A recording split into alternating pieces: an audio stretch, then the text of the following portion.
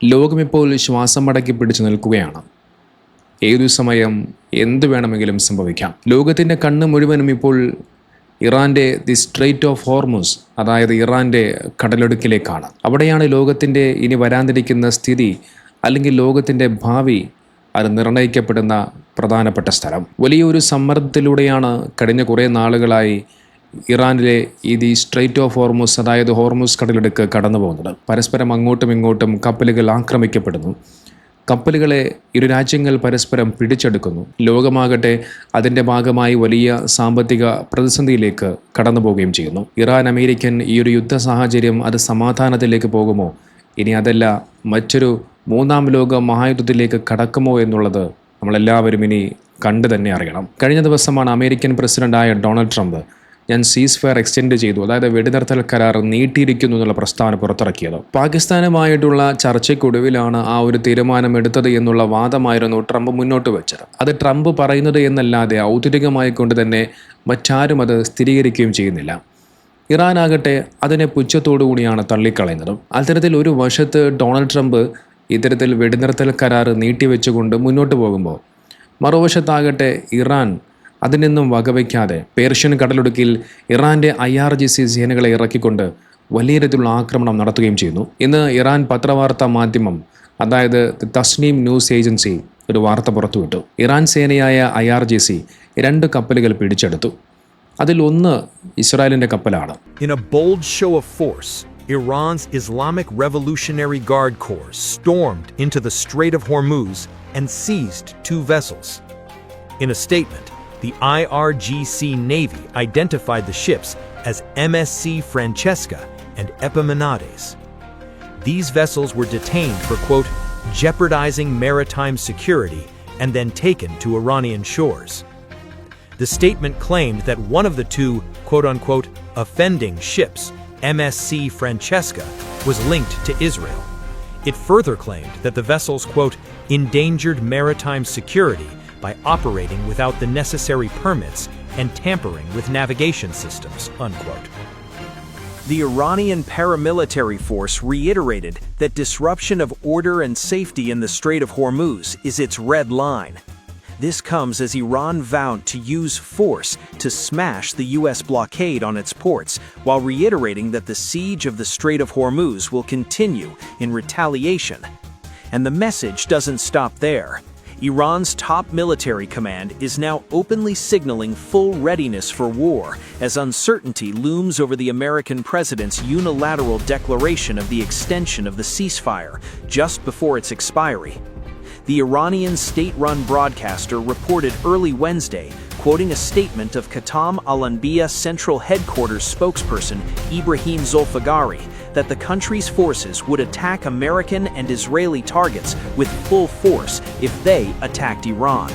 Tensions in West Asia are once again on a knife edge. According to the United Kingdom Maritime Trade Operations, a container ship was approached by Iran's Islamic Revolutionary Guard Corps gunboat on Wednesday, just 15 nautical miles northeast of Oman. And moments later, shots were reportedly fired. The gunboat, as per UK MTO, did not issue a radio warning before opening fire. The vessel's bridge was heavily damaged, but miraculously, there was no fire on board and no environmental spill. All crew members were also reported to be safe. Iran's semi-official Tasnim news agency. ഒരു വശത്ത് സമാധാന ചർച്ചകൾ പാതിവടി നിൽക്കുമ്പോൾ മറുവശത്താകട്ടെ കടലിൽ പുതിയൊരു യുദ്ധമുഖം തുറക്കപ്പെടുന്നു. നമുക്കറിയാം, Trump സീസ് fire extend ചെയ്തു, അതായത് വെടിനിർത്തൽ കരാർ അത് നീട്ടിവെച്ചു. പക്ഷേ ഡൊണാൾഡ് ട്രംപ് ആകട്ടെ ഒരു കണ്ടീഷൻ കൂടി വെക്കുന്നുണ്ട്. ഇറാനിലെ തുറമുഖങ്ങളിൽ അമേരിക്ക ഇപ്പോൾ ഏർപ്പെടുത്തിയിരിക്കുന്ന ഉപരോധം തുടരുമെന്നാണ് ട്രംപ് പറഞ്ഞു വെക്കുന്നത്. നോക്കൂ, എന്താണ് ഇതിൻ്റെ അർത്ഥം?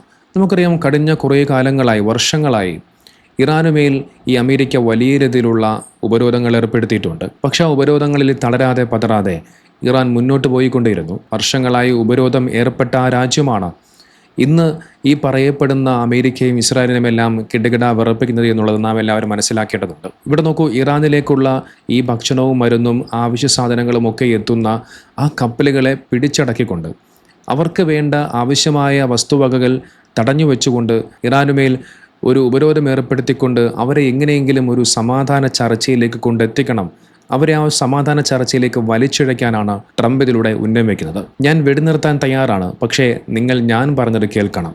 ഇതാണ് ട്രംപിന്റെ ഇപ്പോഴത്തെ ഒരു രീതി. ഇതിനെയാണ് ഇറാന്റെ വിദേശകാര്യമന്ത്രി അബ്ബാസ് അരാഗ്ചി യുദ്ധപ്രഖ്യാപനമെന്ന് വിളിക്കുന്നത്. ഒരു രാജ്യത്തിന്റെ വ്യാപാരം തടയുന്നത് അന്താരാഷ്ട്ര നിയമപ്രകാരം യുദ്ധത്തിന് തുല്യമാണ്. എന്നാൽ അമേരിക്ക ഈ ഉപരോധം ഏർപ്പെടുത്തിയ സമയത്ത് ഇറാൻ കയ്യും കെട്ടി നോക്കി നിന്നില്ല. ഇറാൻ ശക്തമായി തിരിച്ചടിച്ചു. അവർ തങ്ങളുടെ ഏറ്റവും കരുത്തുറ്റ സൈനിക വിഭാഗമായ IRGCയെ കളത്തിലേക്ക് ഇറക്കി. ഇന്ന് കണ്ടതാകട്ടെ സ്ട്രൈറ്റ് ഓഫ് ഹോർമുസിൽ 2 കപ്പലുകൾ. ആ 2 കപ്പലുകളെയും IRGC സേന പിടിച്ചെടുത്തു. കേവലം കപ്പൽ പിടിച്ചെടുക്കുക മാത്രമല്ല ഉണ്ടായത്. UK മാരിടൈം ട്രേഡ് ഓപ്പറേഷൻസ് നൽകുന്ന വിവരമനുസരിച്ച് ഇറാൻ സൈന്യം മുന്നറിയിപ്പില്ലാതെ കപ്പലിന് നേരെ വെടിയുതിർക്കുകയും കപ്പലിൻ്റെ പ്രധാന ഭാഗങ്ങൾക്ക് കേടുപാടുകൾ സംഭവിക്കുകയും ചെയ്തുവെന്നാണ്.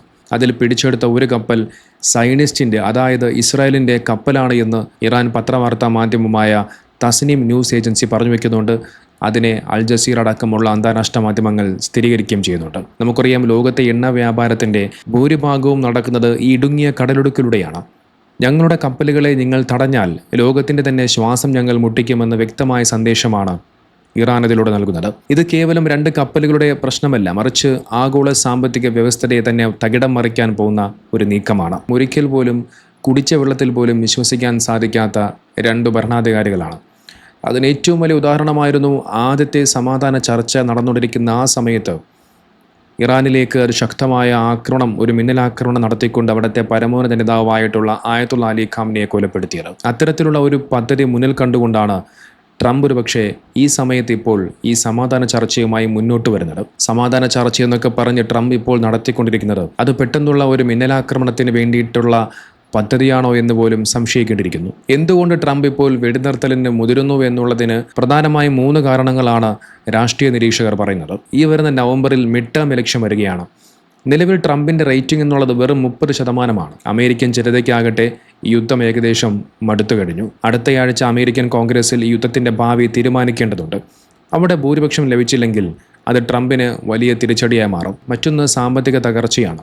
നമുക്കറിയാം, യുദ്ധം കാരണം ലോകത്ത് എണ്ണവില കുതിച്ചുയരുകയാണ്. ഇത് അമേരിക്കൻ സമ്പദ് വ്യവസ്ഥയെ വലിയ രീതിയിൽ ബാധിച്ചിട്ടുണ്ട്. അതുകൊണ്ട് തന്നെ ഇതിൽ നിന്നെല്ലാം കരകയറാൻ വേണ്ടി ഡൊണാൾഡ് ട്രംപിന് ഇപ്പോൾ ഇത്തരത്തിലുള്ള ഈ സമാധാന നാടക കളികൾ അത് കളിച്ചേ മതിയാവൂ. കാര്യം കണ്ടു കഴിഞ്ഞാൽ ട്രംപും നെതന്യാഹുവും കൂടി ഇറാനെ ആക്രമിക്കാൻ വേണ്ടി പദ്ധതിയിടുകയും ചെയ്യും. ഇതുകൊണ്ടാണ് ഇവന്മാരെ കുടിച്ച വെള്ളത്തിൽ വിശ്വസിക്കാൻ പറ്റില്ല എന്ന് ഞാൻ തുടക്കത്തിൽ പറഞ്ഞു വെച്ചത്. ഇനി എന്തായാലും വരും ദിവസങ്ങൾ എന്നുള്ളത് വലിയ നിർണായകമായ ദിനങ്ങളാണ്. ഏതു നിമിഷവും എന്ത് വേണമെങ്കിലും സംഭവിക്കാമെന്ന ഒരു സാഹചര്യത്തിലേക്കാണ് ലോകം കടന്നു പോകുന്നത്. സമാധാന ചർച്ചകൾ പരാജയപ്പെട്ടു കഴിഞ്ഞാൽ അത് ആഗോള ഇന്ധന പ്രതിസന്ധിക്കും വലിയൊരു യുദ്ധത്തിനും വഴിമാറും.